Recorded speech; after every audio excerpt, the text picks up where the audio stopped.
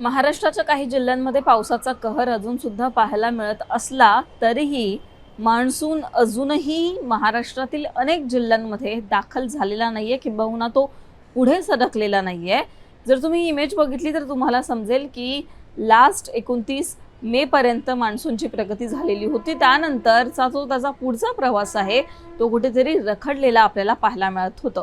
हे सगळं जरी असलं तरी महाराष्ट्रातील अनेक भागांमध्ये अजून सुद्धा पाऊस पडतोच आहे। मुंबई असेल, पुणे असेल, मध्य महाराष्ट्राचा सगळा भाग असेल, त्याचबरोबर विदर्भ मराठवाड्यामध्येही अनेक भागांमध्ये पावसाचा इशारा देण्यातच आलेला आहे। पण हे सगळं जरी असलं तरी मान्सून कधी पुढे सरकेल हा प्रश्न अजून सुद्धा विचारला जातोय। आणि काही भागांमध्ये म्हणजेच बंगालच्या उपसागरामध्ये एक सिच्युएशन तयार होऊ शकते, कमी दाबाचं क्षेत्र तयार होऊ शकतं जे या पावसाला पुढे सरकायला मदत करू शकतं असा सुद्धा अंदाज वर्तवण्यात आलेला आहे। आपण काही जीएफएस मॉडेल सगळ्यात पहिल्यांदा तर पाहूयात, जेणेकरून आपल्याला कळेल की पुढच्या 7 ते 8 दिवसांमध्ये कशा प्रकारे ही मान्सूनची प्रगती आपल्याला पाहायला मिळू शकते। तुम्ही सगळ्यात पहिल्यांदा जे स्क्रीनवर इमेज बघत असाल ती आजच्या दिवसाची आहे। आपण पुढे पुढे सरकणार आहोत 24 तास पुढे, म्हणजेच उद्याचा दिवस, त्यानंतर परवाचा दिवस। 7 तारखेची जी इमेज तुम्ही पाहताय, 8 तारखेला बघा अशा काही प्रकारची इमेज आपल्याला दिसेल। 9 तारखेला हळूहळू बंगालच्या उपसागरामध्ये एक क्षेत्र तयार झालेलं तुम्हाला दिसेल कमी दाबाचं। 10 तारखेला ते हळूहळू पुढे येते दक्षिण भारताच्या दिशेला। 11 तारखेला दक्षिण भारताच्या जवळ ते आलेलं आहे, दक्षिण भारताला ते धडकलेलं आहे। महाराष्ट्रातील अनेक भागांमध्ये आपल्याला पाऊस जो आहे तो पाहायला मिळत आहे। त्यानंतर पुढच्या दिवसाला तुम्ही जर बघितलं तर हे बघा, महाराष्ट्राचा जर तुम्ही भाग बघितला तर अनेक भागांमध्ये तुम्हाला तो निळा कलर दिसत असेल।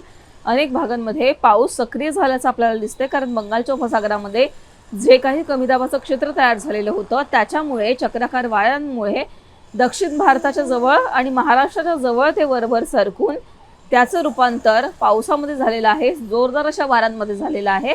आणि अनेक भागांमध्ये पावसासाठी अनुकूल असं वातावरण तयार झालेलं आपल्याला दिसतंय। पुढेची जर तुम्ही इमेज बघितली तर तुम्हाला मी झूम करून सुद्धा दाखवतेय की महाराष्ट्रामध्ये अनेक भागांमध्ये मुसळधार असा पाऊस 10 तारखेनंतर बरसू शकतो। मग हे फक्त आम्ही तोंडी सांगत नाही आहोत किंवा हे आम्ही कुठल्या तरी रेफरन्स शिवाय सांगतोय असं जर तुम्हाला वाटत असेल तर तुम्हाला मी इमेजेस दाखवलेल्या आहेत ज्या की IMDने जारी केलेल्या आहेत, जे की JFS मॉडेल आहेत, आणि त्यानुसार आम्ही तुम्हाला सांगतोय की या इमेजद्वारे तुम्ही जर बघितलं तर 10 तारखेनंतर कशा प्रकारे बंगालच्या उपसागरामध्ये कमी दाबाचं क्षेत्र ऍक्टिव्ह होऊन त्याचं रूपांतर जे आहे ते महाराष्ट्रामध्ये अनेक भागांमध्ये पाऊस पडू शकतो, त्याचा परिणाम म्हणून हे आपल्याला दिसत आहे। आता आजच्या दिवसाचा जर विचार केला तर BMCने 3 तासांसाठी रेड अलर्ट जारी केलेला होता। मुंबईमध्ये, पुण्यात पाऊस पडतोय, अनेक भागांमध्ये पाऊस पडतोय। हवामान विभागाने येलो अलर्ट जारी केलेला आहे अनेक भागांना।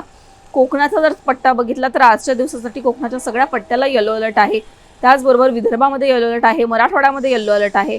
8 तारखेला सुद्धा जर आपण बघितलं तर रायगड आणि रत्नागिरीला येलो अलर्ट आहे। विदर्भातील काही जिल्ह्यांना येलो अलर्ट पाहायला मिळतोय।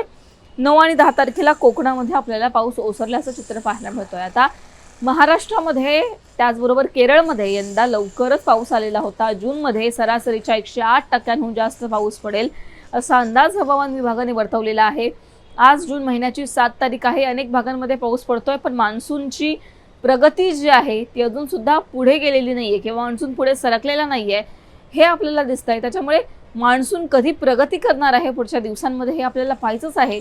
तुम्हाला आणखीन काही प्रश्न असतील हवामान रिलेटेड तर ते कमेंट सेक्शनमध्ये मांडा। मुंबई तकला अजूनही सबस्क्राईब केलं नसेल तर सबस्क्राईब करायला विसरू नका। हा व्हिडिओ पाहिल्याबद्दल धन्यवाद।